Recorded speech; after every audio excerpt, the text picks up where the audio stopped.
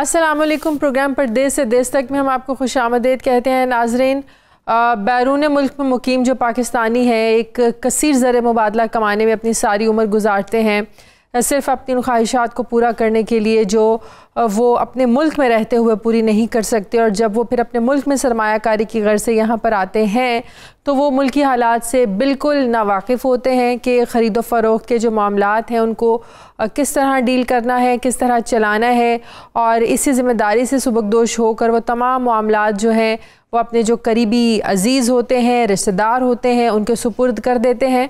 और कुछ अरसे में फिर देश में गुजारने के बाद जब वो दयार गैर में वापस जाते हैं, जिसके बाद जो अक्सर रिश्तेदार होते हैं उनके ना होने का फ़ायदा उठाते हुए उनकी जायदादों पर, उनकी प्रॉपर्टी पर मुतल्लिका जो इदारे होते हैं उनकी मिली भगत से नाजायज़ कब्ज़ा करने की कोशिश करते हैं और उसमें कामयाब भी हो जाते हैं। और जब ओवरसीज़ को इन तमाम बातों का इल्म होता है तो उनके पास सवाए गम और रुसवाई के कुछ नहीं होता, लिहाजा उन्हें दरबदर की ठोकरें खाना पड़ती हैं। हम बारहा अपने प्रोग्राम में ये बात करते हैं। देश में मौजूद एक और अनासर हैं जो कि कब्ज़ा माफिया ग्रुप के नाम से ये लोग जाने जाते हैं। ये जो कब्ज़ा ग्रुप है ये सबसे बढ़कर इस तरह के मामलात में दिलचस्पी लेते हैं क्योंकि इलाके में असर रसूख होने के साथ साथ उन्हें सियासी जो पुष्ट पनाही है वो भी हासिल होती है, और ये कब्ज़ा माफिया बासानी ओवरसीज़ की जो प्रॉपर्टीज़ होती हैं उन पर नाजायज़ काबिज़ होने की कोशिश करते हैं। फिर मुतासरीन के लिए जो फिर ऑप्शन बचता है वो अदलिया होती है, हुकूमती इदारे होते हैं जिनके दरवाज़ों पर दस्तक देने के अलावा उनके पास कोई दूसरा ऑप्शन रास्ता नहीं बचता, और फिर वहाँ से भी उनकी खातिर खा सुनवाई नहीं हो पाती और उन्हें हक़ के हुसूल के लिए बहुत साल लग जाते हैं। देश में जो मौजूद हुकूमती इदारे हैं ये ओवरसीज़ को सहूलियात फराहम करने के दावे तो हर फोरम पर बहुत ज़्यादा किए जाते हैं, लेकिन जो किए गए दावे हैं उनको अमली जामा पहनाने के लिए शायद इन इदारों को इन इदारों में इम्प्लीमेंटेशन नहीं हो पाती है। आज नाजरीन जो हमारी स्टोरी है यह है मोहम्मद अली की। मोहम्मद अली का जो ताल्लुक़ है ये पाकिस्तान का इलाका समंदरी ज़िला फैसलाबाद है, यहाँ से इनका ताल्लुक़ है और वो भी रोज़गार के सिलसिले में बहुत अरसे से बरतानिया में मुकीम है। मोहम्मद अली ने 1973 की बात है, ये 1973 में 4 केनाल और 9 मरला अराजी समंदरी में ख़रीदी थी और जगह की रजिस्ट्री थी अपने नाम करवा कर ये फिर बरतानिया वापस चले गए थे। इस तरह वो तमाम मामलात से बहुत अरसे तक लाइल्म रहे। 5 साल के बाद जब मोहम्मद अली पाकिस्तान वापस आए तो उन्हें इस बात का इल्म हुआ कि उनकी जगह का जो इंतकाल है उनके नाम मुंतकिल नहीं हुआ, जो कि सरासर महकमा माल की जो गफलत थी उसका नतीजा है। और फिर मुतासर शख्स के अराजी पर कब्ज़ा माफिया नाजायज़ तौर पर काबिज़ हो चुके हैं, जिस पर मोहम्मद अली ने अराजी का इंतकाल अपने नाम दर्ज करवाने के लिए अदालत से रुजू किया और 1986 में इंतकाल के अदराज का फ़ैसला वो भी उनके हक़ में हो जाता है। फिर बकौल मोहम्मद अली मुबैना काबिज़ीन को ये बात एक आंख भी नहीं भाई और अदालत में कई बार इसके ख़िलाफ़ अपीलें भी वो दायर की और स्टे का सहारा भी लेने की कोशिश की, लेकिन हर बार उनकी जो अपील थी वो खारिज कर दी जाती थी। और इस तरह 2014 में 43 साल बाद जगह का जो इंतकाल था उनके नाम दर्ज हो गया। फिर मोहम्मद अली का ये भी मज़ीद कहना है कि 4 केनाल और 9 मरले में से 15 मरले जगह मौके पर खाली थी, जिसका कब्ज़ा ओवरसीज़ कमीशन पंजाब ने उन्हें दिलवा दिया था, लेकिन बाकी की जो अराजी थी उसके हुसूल से के लिए मोहम्मद अली का जो केस है ये अदालत में अभी तक ज़ेर इल्तवा है और अभी तक उनकी दादरसी नहीं हो सकी है। मोहम्मद अली का ये कहना है कि इसके अलावा भी उनकी जो 2 एकड़ ज़रई अराजी है उसका भी कुछ हिस्सा काबिज़ीन के कब्ज़े में है। मोहम्मद अली ये कहते हैं कि उनके बच्चे भी पाकिस्तान जाने से बहुत ज़्यादा खौफज़दा रहते हैं। उनकी अपनी उम्र तो 80 साल हो चुकी है, लिहाजा उनकी आला हुकाम से ये अपील है कि उनकी मदद की जाए क्योंकि उन्हें पाकिस्तान के जो इदारे हैं उनसे इंसाफ की उम्मीद है। मोहम्मद अली है मेरे साथ बरतानिया से और इनका जो भतीजा है अली असगर वो भी मेरे साथ हैं। समंदरी से हमारे नुमाइंदे ज़ैन अशरफ हैं।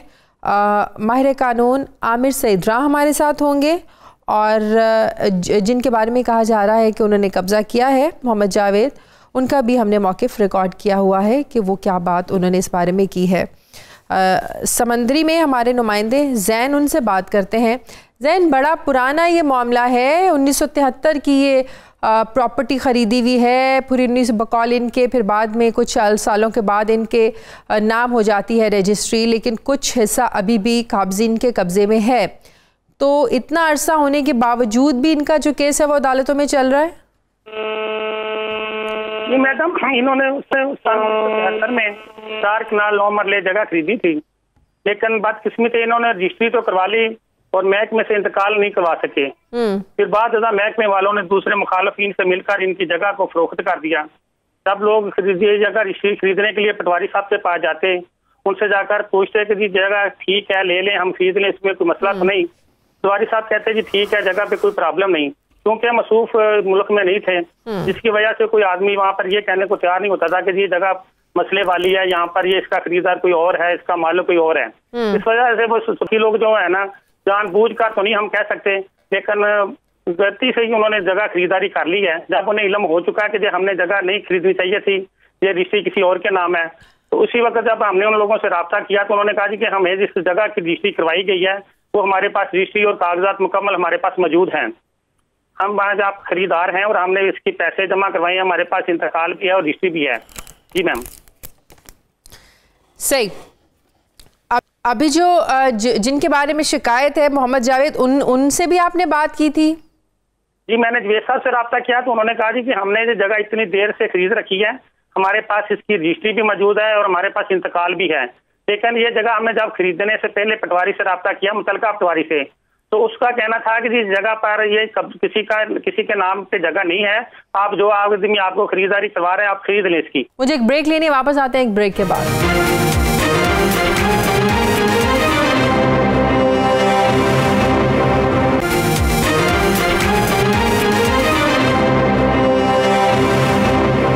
एक बार फिर से आपको खुशामदीद कहते हैं। अली साहब, बहुत अरसा हो गया, साल गुजर गए, ओवरसीज़ कमीशन का एक इदारा है, क्या आपने उन तक भी बात की, एप्लीकेशंस दी सारे मसले को लेकर? क्योंकि 1973 की ये आपकी प्रॉपर्टी है, तकरीबन 50 साल से का भी ज़्यादा का अरसा है, ये 40 से ज़्यादा का अरसा, तो क्या आपको लगता है कि रुकावट कहाँ पर है? मैडम, पहली बात तो ये है कि मैं आपका शुक्रिया अदा करना चाहता हूँ जी कि किसी ने हमारी आवाज तो सुनी। 1973 में ये मैंने खरीदी, डॉक्टर सलीम से ये रकबा खरीदा था। अच्छा। हम पाकिस्तान में रह रहे थे, इंग्लैंड में रह रहे थे, तो अपनी यहाँ बिजनेस है मेरी, मैं मसरूफ हो गया। जब पता चला कि 4 कनाल 9 मरले महकमे ने इंतकाल नहीं किया, तो मैं फौरन अपना कारोबार छोड़कर पाकिस्तान गया। तो वहां जाकर मैंने वकीलों से सलाह मशवरा किया कि ये बात है। उन्होंने कहा कि दीवानी दावा दायर करें। फिर मैंने दीवानी दावा दायर किया। वो अताउल्लाह कौसर थे सिविल जज, उन्होंने ये फैसला मेरे हक में दिया। एंड फिर दोबारा जहांगीर सेशन जज के पास गया केस, उन्होंने अपील की दूसरी पार्टी ने, तो फिर भी मेरे हक में है। उनके मुताबिक हमारा जो है ना इंतकाल हो गया 4 कनाल 9 मरले का। तो जब ये सारे डॉक्यूमेंटेशन आपने नाम करवाई थी, जब पाकिस्तान आपने प्रॉपर्टी खरीदने आए थे, तो आपने देखा नहीं था कि सारी प्रॉपर्टी आपके नाम हुई है या नहीं? मैं दूसरे दिन ही पाकिस्तान से इंग्लैंड आ गया। जब मैंने रजिस्ट्री करवाई तो उसके बाद मेरा ब्रदर लॉ था, उसकी डेथ हो चुकी है। वो उन्होंने मुझे बताया कि 2 किले का इन्होंने इंतकाल कर दिया, 4 कनाल 9 मरले का गवर्नमेंट ने नहीं इंतकाल किया। अच्छा। फिर जब मुझे पता लगा दोबारा फिर मैं पाकिस्तान गया, जाकर वकीलों से मशवरा किया, तो उन्होंने कहा कि आप दीवानी दावा जो है वो दायर कर दें। वो दीवानी दावा दायर किया, वो सिविल जज ने, सेशन जज ने वो मेरे हक में दिया। उसके तहत ही मुझे जो इंतकाल था वो मेरे नाम हो गया। लेकिन मैडम बात ये है, खेवट नंबर 504 मिन है, उनकी जगह और है और जगह है, हमारी 504 है मिन, लेकिन उन्होंने कब्जा जो है वो हमारे रकबे पर किया हुआ है, वहां घर बना लिए हैं।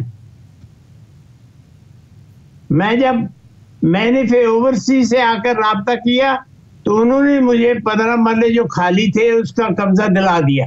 एक था ज़िया रहमान फारूकी, दूसरा उसका भाई तोयब वगैरह बाद मोहम्मद अली।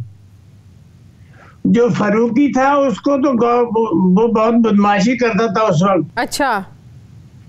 तो जो तोयब है ये लोग तोयब के पास गए कि ये 15 मरले गवर्नमेंट ने मोहम्मद अली को कब्जा दे दिया। तो ये आके एक उन लोगों से कहने लगा कि मैं कब्जा वापस लेता हूं। फिर इन्होंने रात को कब्जा कर लिया। मुझे पता लगा तो मैं फिर सीपीओ के पास फैसलाबाद गया। जाकर उन्हें बताया कि जनाब आपने मुझे कब्जा दिलाया था, उन लोगों ने फिर दोबारा कर लिया। तो अच्छा। उन्होंने सीपीओ साहब ने उसी वक्त ही टेलीफोन किया डीएसपी को समुद्री। उनको कहा कि इनके खिलाफ पर्चा दो और इनका कब्जा वापस दिलाओ। अच्छा, मुझे ये बताएं, ठीक है, आपकी सारी स्टोरी जो है ना वो समझ में आ गई है। आपके जो वकील हैं वो अब क्या कहते हैं, आपको क्या अपडेट देते हैं इस केस के बारे में? वकील मेरा जो है ना वो समुद्री में चौधरी विकास गिल समुद्री में वो वकील है मेरा। अच्छा। वो तमाम जो थे ना मुकदमे वो एक जगह इकट्ठे कर दिए गुल अहमद के पास। आज हमारी कोशिश थी कि हम आपके वकील से राब्ता करते, उनसे बात करते कि ये इतना केस क्यों लंबा हो रहा है। वो मेरा नहीं ख्याल बात करना चाह रहे हैं, अवॉइड कर रहे हैं बात करने से। जी नहीं, वो आपसे बात करेंगे। मैंने उन्हें बता दिया है कि हम ये कदम उठा रहे हैं। एक तो मेरा वकील है। अच्छा, मेरे नुमाइंदे कुछ कहना चाह रहे हैं, हमारे नुमाइंदे मोहम्मद जैन। जी जैन। जी मैडम, मैंने वो वकील साहब से राब्ता किया था तो उन्होंने माजरत की कि मैं कहीं मेरी फौतगी हो गई है अजीज की, मैं वहाँ जा रहा हूँ।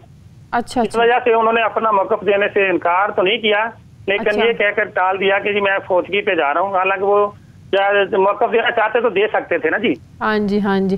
तो ये एक तरह से इनकार ही हो गया ना इनडायरेक्टली। नहीं, इनकार नहीं हुआ, उनको मजबूरी थी, वो चले गए। एक मेरा वकील ये चौधरी विकास गिल है। दूसरी जो है नंबर 2 खेवट नंबर 310/300।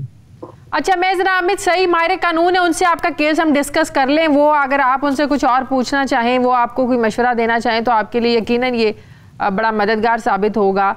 आमिर साहब, आपने इनका सारा केस सुना। 1973 की प्रॉपर्टी अभी तक जो मामला हल नहीं हुए। लेकिन ये जिस तरह ये कह रहे हैं कि मैंने उसको प्रॉपर्टी की रजिस्ट्री करवाई और रजिस्ट्री करवाने के बाद मैं मुल्क से बाहर चला गया।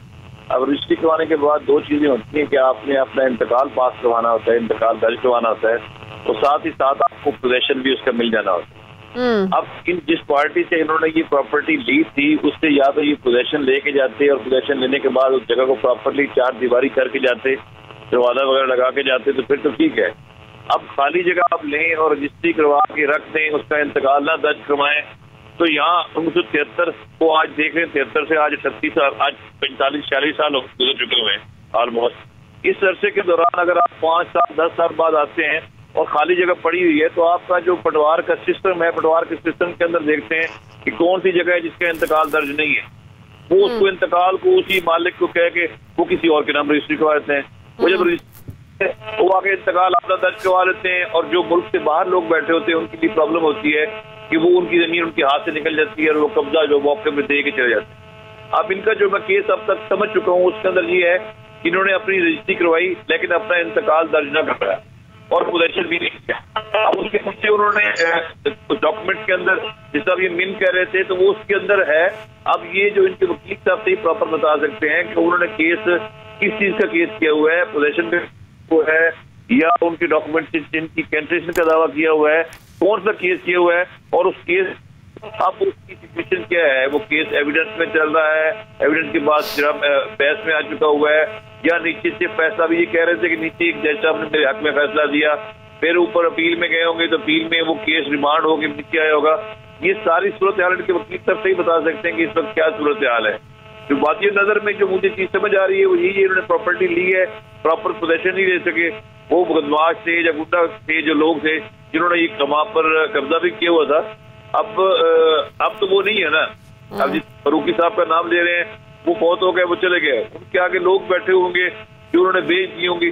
तो इनको जो चीज मेरी समझ में आती है कि इनको अपने वकील से ये पूछना चाहिए कि भाई इतने अरसे से मैं केस लड़ रहा हूँ कि ये मेरा केस है किस चीज का, क्या मुझे ये कब्जा वापस मिलेगा कि नहीं मिलेगा, या कब्जे के साथ अगर जो इंतकालात पुराने दर चुके हुए हैं वो कैंसिल होंगे कि नहीं होंगे, ये सारा कुछ डिटेल कुछ सामने बताएंगे तो उसके बाद मैं कोई। मोहम्मद जावेद जो मुबैना तौर काबिज हैं इनकी जो प्रॉपर्टी है उस पर उनका मौक़िफ़ हमने लिया है, ज़रा वो सुन लें कि वो क्या कहते हैं। जनाब पटवारी की मिली भगत सब कुछ होया नीचे लैवल के उत्ते, उपर जो साडा रेवन्यू का रिकॉर्ड है मुकम्मल है सब सारा, वो कोई किसी किस्म की नहीं है, इस पटवारी के साइन है, इस तहसीलदार के साइन है, सब कुछ साडा कोल रिकॉर्ड मुकम्मल है। जनाब अस पटवारी मोहम्मद सलीम ने खुद इत्थे लैके आए हैं और उन्होंने खुद मौके पर आके देखा कि मकान तुहाडा क्लीयर है और तुसीं ला लो इस मकान में, बिल्कुल उसने क्लीयर दे के उसके उत्ते साइन भी होया, रेवन्यू का रिकॉर्ड साडे कोल मौजूद है और रेवन्यू के जिहड़ा कागज़ कूगज़ सब कुछ साडे कोल मुकम्मल है। नाज़रीन प्रोग्राम में वापस आते हैं एक छोटे से वक्फे के बाद।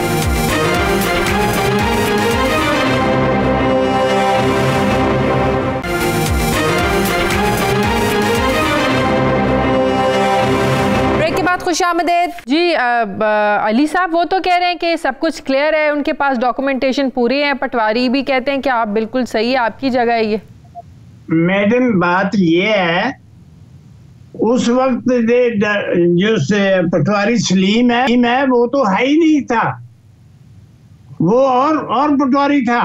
45 साल हो गए इस केस को चलते हुए। अच्छा, उस वक्त जब ये लोगों ने मकान वहां बनाए उस वक्त ये सलीम पटवारी है ही नहीं था, वो और था पटवारी। आप कितने अरसे से बाहर रह रहे हैं? मैं 1958 से बाहर रह रहा हूँ। 1958 से? हाँ जी। तो आप कितनी इस मसले के बाद कितनी बार पाकिस्तान आ चुके हैं? हर 6 महीने के बाद जाता हुआ, धक्के खाकर आ जाते हैं। ये लोग धमकियां देते हैं कि कहते हैं कि आपको ये करेंगे वो करेंगे। 2-3 दफा तो इन्होंने मुझे थाने में मेरे खिलाफ दरख्वास्त दी भी कि मोहम्मद अली ने रेतो जो है वो उठा ली, ईंटें चक लिए। अच्छा। तो जब मैं थाने गया, मेरे साथ मेरे दोस्त भी थे, हम जब थाने गए तो मैंने थानेदार को कहा जनाब अली मैं इंग्लैंड रहता हूँ, 1 लाख से ज्यादा मेरा किराया लगता है, मैं अपना कारोबार छोड़कर आया हूँ, तो मैंने यहाँ आकर इंग्लैंड में रेतो इनकी चोरी करनी थी। जो रेत है ना वो रेत मैंने चोरी करनी थी, ईंटें चोरी करनी थी, जबकि ईंटें वो आउटसाइड सड़क में पड़ी थी। रेतो इन्होंने उठाकर जो जगह मुझे खाली गवर्नमेंट ने कब्जा दिलाया था, रेतो इन्होंने उठाकर अपने घर ले गए। अच्छा। तो ये लोग झूठे निकले, वो जो दरखास्त थी वो खारिज हो गई। फिर जो है इन लोगों ने जाकर उनसे कहने लगे कि गवर्नमेंट ने मोहम्मद अली को कब्जा दिला दिया। वो कहता कोई बात नहीं, मैं कब्जा वापस ले लूंगा। अच्छा, आपके जो भतीजे हैं हाफिज तारिक महमूद जो इस सारे केस को आपकी गैर मौजूदगी में देख रहे हैं, वो भी हमारे साथ लाइन पे, उनसे बात करते हैं। जी हाफिज, आप इस सारे मसले को देख रहे हैं, वकील रब्ता करने की कोशिश की, उन्होंने बात नहीं करना चाहिए, टाल मटोल से काम लिया। इसके बाद जो वहाँ पर काबिज हैं मोहम्मद जावेद, उनसे भी हमने उनका भी मौक़िफ़ लिया। वो कहते हैं जी हमारे पास इसकी सारी डॉक्यूमेंटेशन मौजूद है, सिग्नेचर्स भी सबके मौजूद है, ये हमारी जगह है। तो क्या चल क्या रहा है? हकीकत में ये है, जो मोहम्मद जावेद साहब और मोहम्मद सदीक साहब हैं, एक सैफुल्लाह साहब हैं, उनकी बहन सूरा बीबी हैं, ये 6 आदमी बैठे हैं इनकी जगह के ऊपर। और उनके पास कौन है? इनके रिश्तेदार हैं? नहीं, और हैं। सैफुल्लाह और उसकी बीबी बहन सूरा बीबी ये रिश्तेदार हैं। इनके पास कुल रजिस्ट्री 11 मरले की है और कब्जा 18 मरले पर किया हुआ है। इसी तरह जवेद के पास जो रजिस्ट्री हुई है, ये इनके पास जो रजिस्ट्री ये कह रहे हैं कि हमारे डॉक्यूमेंट्स मुकम्मल है, इनके पास रजिस्ट्री मोहम्मद अली साहब का इंतकाल दर्ज होने के बाद हुई है रजिस्ट्री इनकी। अच्छा। इनकी रजिस्ट्री भी उस तारीख से बाद हुई है। इनका 15 अगस्त 2014 को इंतकाल दर्ज हुआ है, इनकी रजिस्ट्री उसके बाद हुई है और खेबट से रजिस्ट्री दर्ज हुई है। उसके अलावा और है, एक और थे शफीक साहब, बल्कीस बीबी, उनकी जगह थी, उनके पास भी 5 मरले रजिस्ट्री थी और उनका कब्जा 11 मरले पर था। अच्छा। जब अदालत में उनका केस दायर हुआ तो उनके वकील ने कहा आपके पास कुछ नहीं है, आपने कब्जा मोहम्मद अली की जगह 11 मरले पर किया हुआ है और आपके पास रजिस्ट्री कुल 5 मरले है। अच्छा। तो फिर उन्होंने आदमियों को बीच में शामिल करके ये तय किया कि आप ऐसे करें कि जो हमारे पास 5 मरले हमारी कोठी बनी हुई है उसकी हमें रजिस्ट्री करवा दें और जो हमने आजादी आपका कब्जा किया हुआ वो आपको छोड़ देते हैं। अच्छा। फिर उन्होंने आजादी जगह हमें छोड़ दी और इसकी बयान बकायदा जो तहरीर हुई वो जज साहब के सामने अदालत में हुई। उन्होंने बकिया जगह छोड़ दी और 5 मरले की रजिस्ट्री करवाने का उन्होंने कह दिया कि आप मोहम्मद अली साहब इनको रजिस्ट्री करवाने, इनकी इमारत बनी हुई है, तमीर बनी हुई है, ये उसके पैसे आपको दे देते हैं। अच्छा। वो ये तय हुआ। और दूसरा 18 मरले पर सैफुल्ला ने कब्जा किया हुआ है, 5-7 मरले उसके नाम 7 मरले हैं, उसकी बहन के नाम 5 मरले हैं, कुल 11 मरले जगह बनती है, 12 मरले कब्जा उसने 18 मरले पर किया हुआ। तो आपको लगता है कि यहाँ की पुलिस या जो सियासी असर रसूख है वो भी इन काबजीन के साथ है? सियासी असर और रसूख क्योंकि ये बाहर रहते हैं इसलिए मुकामी लोग इनके साथ चलने से गुरेज करते हैं और वो हर आदमी जो जहाँ पर रहता है उसके वहाँ पर असर और रसूख होते हैं। तो उसके अलावा अब इनका अदालत में जो केस चल रहा है, मैं बात सुन रहा था वकील साहब के बारे में, अब अदालत में इनका केस इस तरीके से चल रहा है कि इन्होंने ओवरसीज के अंदर अपना केस दायर किया था कि हमें कब्जा दिलाया जाए। ओवरसीज वालों ने इनको ये कहा कि आपके पास 15 मरले खाली जगह है, वो हम आपको कब्जा दिलवा देते हैं, लेकिन जहां पर मकान बने हुए हैं उसका कब्जा हम ओवरसीज नहीं दिलवा सकते, वो आपको अदालत ही दिलवाएगी। सही। तो आप उसकी दखलयाबी के लिए अदालत से रजू करें। तो फिर अदालत में केस किया तो अब 2 साल, तीसरा साल जा रहा है, 2016 से इनका अदालत में केस चल रहा है दखलयाबी के लिए। अब वो इस जगह पर पहुंच चुका है, बहस के ऊपर पहुंच चुका है, लेकिन बहस को रोकने के लिए वो मुखालिफ फरीक कभी कोई दरखास्त दे देते हैं, कभी कोई दे देते हैं, हमें इसमें फरीक बनाया जाए, हमें इसमें फरीक बनाया जाए। कोई केस को लंबा करने के लिए कभी कोई दरखास्त होती है आगे, कभी कोई होती है।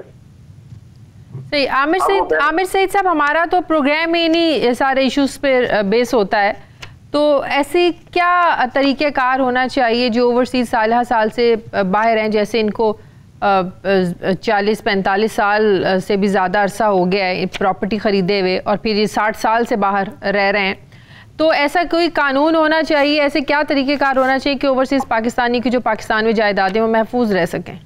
मैं एक बात करनी चाहता हूँ अगर इजाज़त हो। कौन है? जैन? मैं हाफिज तारिक। हाँ, मैं आपकी तरफ आती हूँ, मैं ज़रा आमिर सईद साहब से पूछ लूँ ज़रा।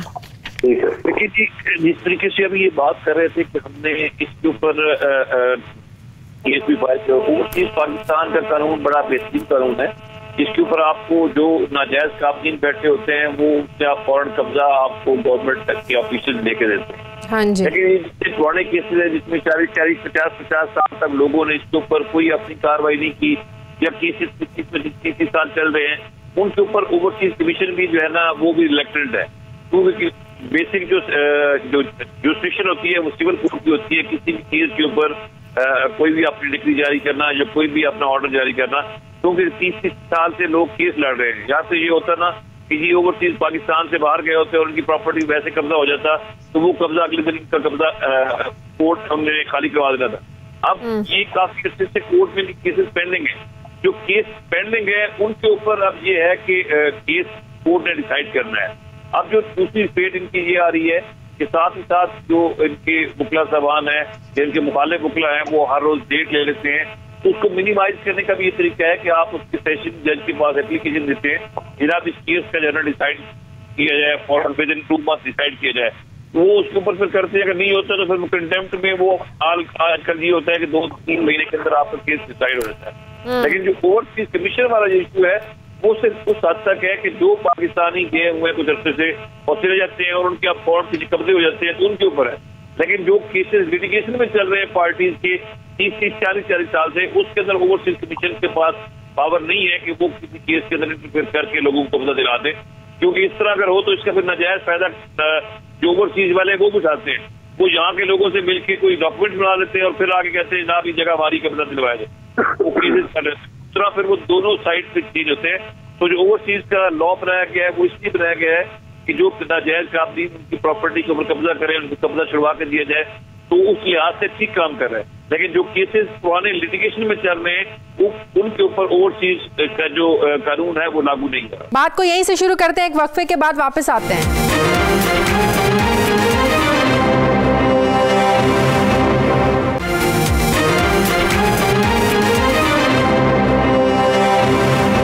साहब एक बार फिर से खुशामदीद। जाली डॉक्यूमेंट्स जो बनते हैं, ये दोनों पार्टीज जब ये कहती हैं कि हमारे पास भी डॉक्यूमेंट्स है, जिसने कब्जा किया होता है वो भी कहते हैं हमारे डॉक्यूमेंट्स है, तो फिर इसकी शनाख्त कैसे होती है, असली कौन सा जाली कौन सा है? जी, इसका यही है, इसका जो कानून एक बना हुआ है, तो आप जब कोर्ट के अंदर केस फाइल करते हैं कि मेरा डॉक्यूमेंट ओरिजिनल है और ये बोगस है, उसके ऊपर अगर साइन अंगूठा थंब जो लगे होते हैं उसकी फिर वेरिफिकेशन के लिए भेजा जाता है फोरेंसिक में। पंजाब फोरेंसिक जो लेबोरेटरी बड़ी हुई है उसके अंदर ये चीजें आ जाती है कि आपका थंब का चेक करते हैं कि जो थंब किस बंदे का है, आई कार्ड कॉपी उसकी लेते हैं, आईडी कार्ड का रिकॉर्ड हर नादरा के पास पड़ा हुआ है, वो उसको मैच करके चेक करते हैं कि उसके वाकई ये थंब उसका है कि नहीं है, जो सिग्नेचर है उसके नहीं है, तो वहां से जो रिपोर्ट आती है उस रिपोर्ट की फिर होती है पूरी वैल्यू होती है उसको साथ। ये तो बड़ा सिंपल और आसान तरीका है, फिर तो सारा साल केसेस चलने ही नहीं चाहिए।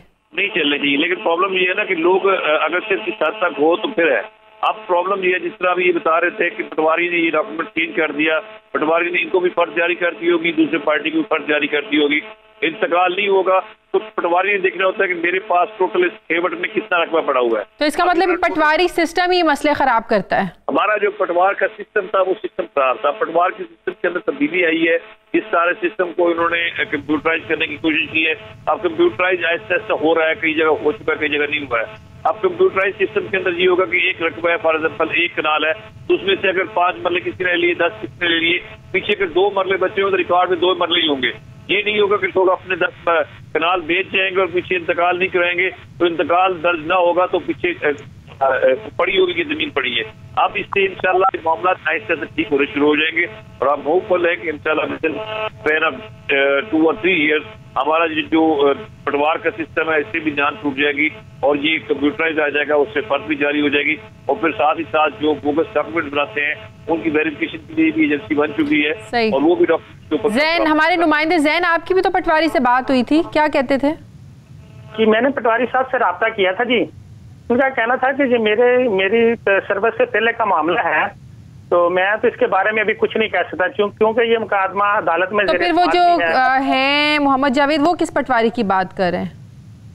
वो पटवारी की जो बात कर रहे हैं, उन्होंने तो नाम जिसका लिया था वो तो भी हाल है, लेकिन अब हमें नहीं पता कि उन्होंने जो रजिस्ट्री कराई ना जी वो उनसे करवाई होगी जिनका वो नाम ले रहे हैं।